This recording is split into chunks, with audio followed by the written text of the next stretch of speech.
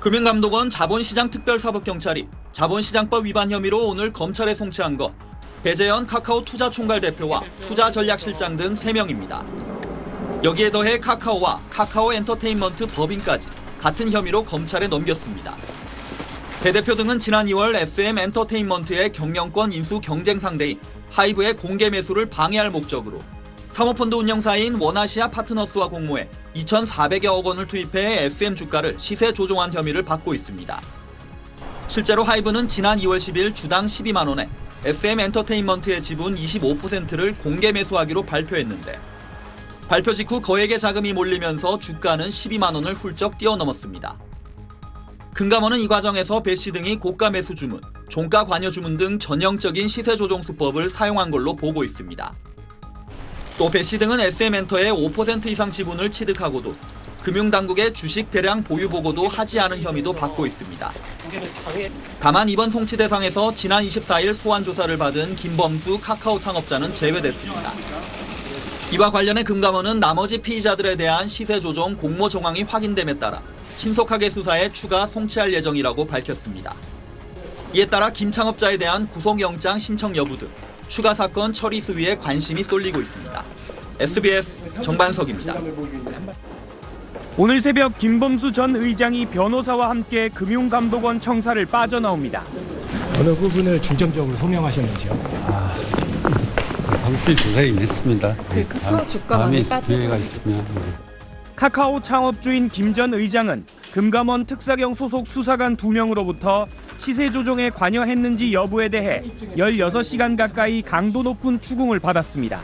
카카오는 지난 2월 SM 인수를 두고 2,400억 원을 투입해 의도적으로 높은 가격의 SM 주식을 사들여 경쟁 상대인 하이브의 공개 매수를 방해했다는 의혹을 받습니다.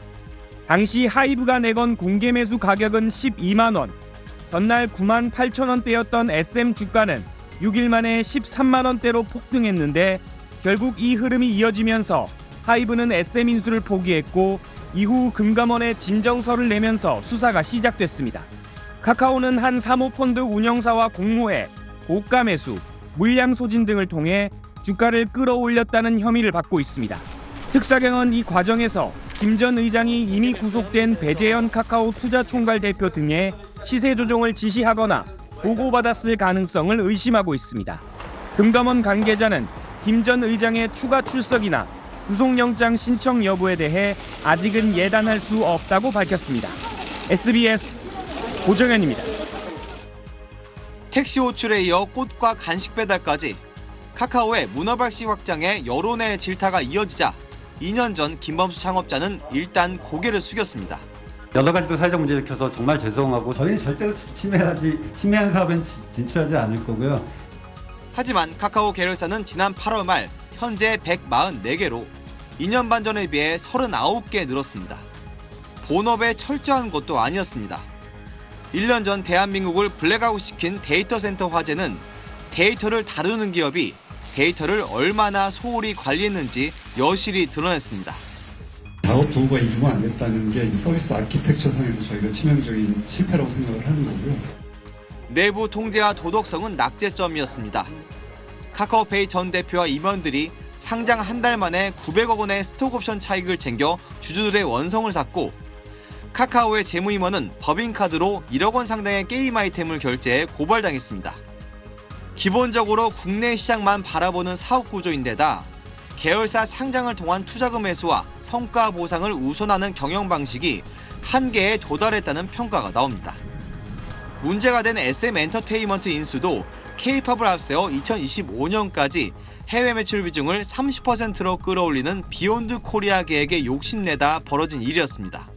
사업이 팽창하면은 그것에 걸맞는 내부 통제 시스템도 감독 시스템도 같이 가야 되는데 굉장히 복잡한 경영을 한 것 같습니다. 능력에 비해서.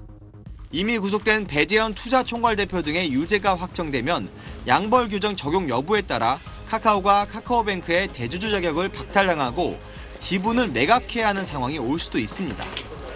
그룹의 컨트롤 타워 역할을 하는 협의체를 구성한 카카오는 이르면 연말쯤 회사의 지배 구조를 포함한 대대적인 경영 개편안을 내놓을 전망입니다. SBS 홍효재입니다.